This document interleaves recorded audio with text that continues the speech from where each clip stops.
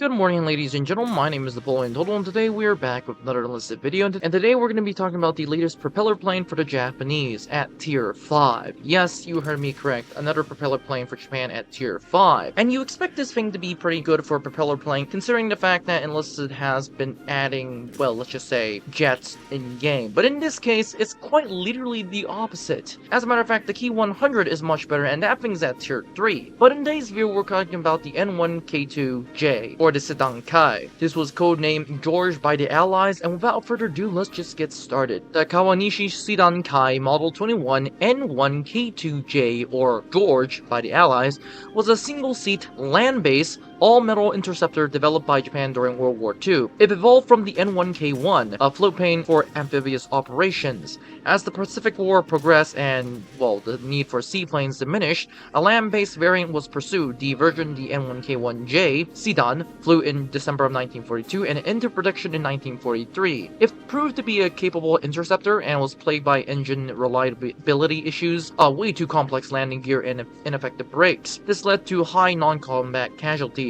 To address these issues, the improved N1K2J Sedan Kai, or to be exact, Purple Lightning Improved, was developed and made its first flight in December of 1943. Although it retained the same powerful 14-cylinder Kawajima 21 engines, the main armament was 4 20mm Type 99 Model 2 cannons.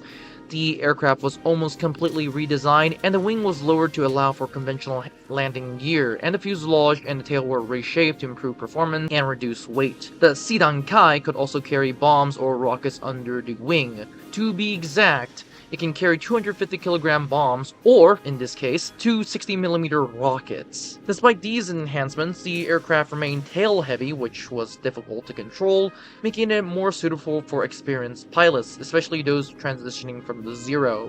The N1K2 was Japan's best late-war interceptors, combining strong firepower, maneuverability, and reliable design than its predecessor. And without further ado, let's move on to the stats. The stats for this thing is actually pretty good. It has 2 Type 5 rockets. These are 60mm rockets, and it has 4 20mm cannons, so that's that. The maximum speed is 648, the maximum climb is 25, and the best turn time is 15.09. What makes this even worse is the fact that it doesn't even have the ability to use flaps. Yes, you heard me correct.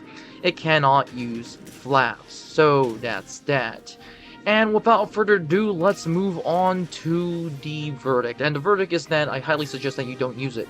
For starters, the Key 84 is much better. It has 2 500kg bombs. Now, once again, these rockets aren't bad for killing infantry, but 99% of the time, you're going to be facing tanks, and the thing can penetrate tanks if you hit them on the roof. But that said, you really can't kill any super Pershing, or you really can't kill any Pershing, which is what you want to kill. And the 250kg bombs on the Key 84 is really good for that.